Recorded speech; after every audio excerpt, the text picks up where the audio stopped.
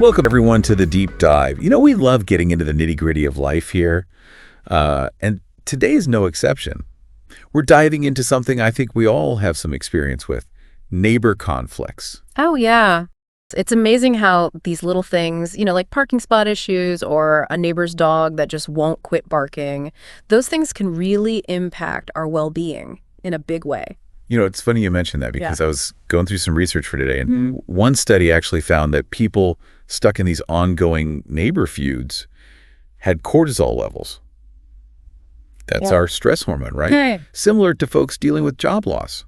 Wow. Kind of wild when you think about it, huh? It is pretty alarming when you think about it that way. Yeah, makes a lot of sense why finding a way to resolve these things peacefully is so important. For sure. So why don't we start by kind of breaking down some of the typical neighbor conflicts folks often find themselves dealing with? Sure. One article you found, Miles, it mentioned everything from parking wars, which, come on, we've all seen those, to full-on property line battles and even some pretty crazy tactics. Oh, yeah. You're right. The range is pretty wild. Noise complaints are a big one, of course. Loud music, barking dogs.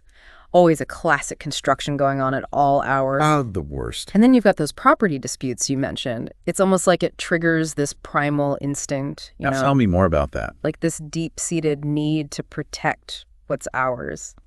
Territoriality, they call it. Fascinating. Yeah, it's like we're hardwired to defend our castles, even if it's just a patch of grass.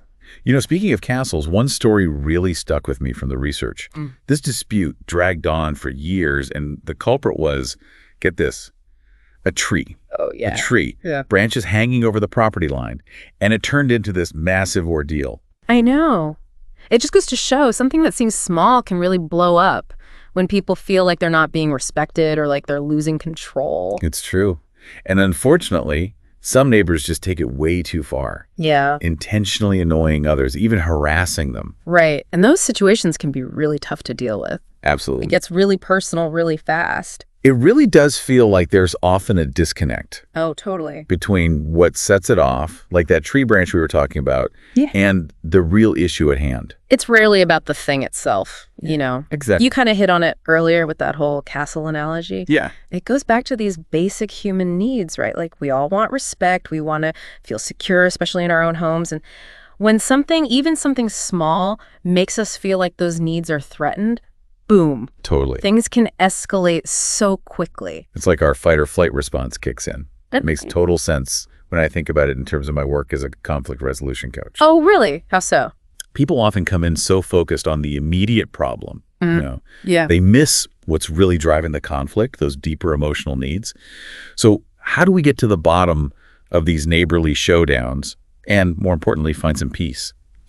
Well, one thing that really jumped out at me from the stuff you sent over was how much cultural differences play a role. Oh, absolutely. Like there was this one example about a family, they just immigrated, and the neighbors next door complained about noise because their kids were playing traditional music. Oh, wow. What one family considered normal, everyday life was disruptive to the other. Yeah. Just fascinating how that happens. Such a good example of how those different norms can create unexpected tension. Totally. I've seen similar things happen, even with something as simple as a greeting or how loud we're talking. Yeah. It can be interpreted so differently depending on where you come from. Absolutely.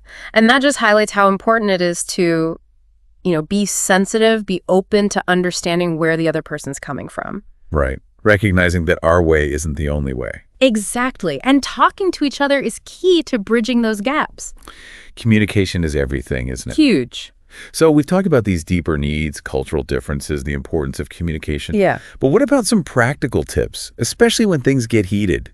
Those moments where it's really hard to stay calm. I know, right? Yeah. It's way easier said than done. Like, keep your cool. Yeah, thanks. Great advice. But seriously, what do you do when you're ready to explode? It goes back to what we were saying about self-awareness. Okay. Before you even think about going over there, take a beat. Take a beat. Check in with yourself. Like really ask yourself, what am I feeling? What am I hoping to get out of this? Sometimes, honestly, it might just be a bad day, Oh, totally. And the neighbors thing is just the last straw. Yeah. Other times, it's the real deal. Yeah. But that pause can make a world of difference. I love that. That moment to center yourself. So you've calmed down, you've got a clear head. What next? How do you actually start talking to them without it becoming a whole thing? This is where respect comes in. Huge. And using I statements, it's not about pointing fingers. Okay, so like instead of your music is shaking my apartment. Right. More like, I'm having trouble concentrating with the music. Any chance we could find a volume that works for both of us? Oh, I see what you mean. It's more about problem solving together. Exactly. Collaboration, not confrontation. Love it. But what if, even with all that, things get tense? Like the conversation just goes south. Good point. That's when you need an exit strategy. An exit strategy, like a fire escape for awkward conversations. Exactly. If you feel that tension rising, it's okay to politely tap out. Say something like, hey, I appreciate you talking. Maybe we can circle back when we've both had some time to think. That's a good one. And something you mentioned earlier really resonated with me. About mediation. Oh, yeah. Sometimes you need a little help from a neutral party. Totally. Mediation can be so helpful when you're just stuck. It's like having a referee for your disagreements. Right. And a lot of places offer it for free or pretty cheap. Definitely worth looking into. For sure. This whole conversation just reminds me that even though these neighbor conflicts can feel so personal, so frustrating. Totally. At the heart of it, it's about remembering we're all just trying to coexist, Absolutely. A little empathy goes a long way. Exactly. Thanks for diving into this with me. And for everyone listening, remember, you're not alone in these situations. There's always help out there.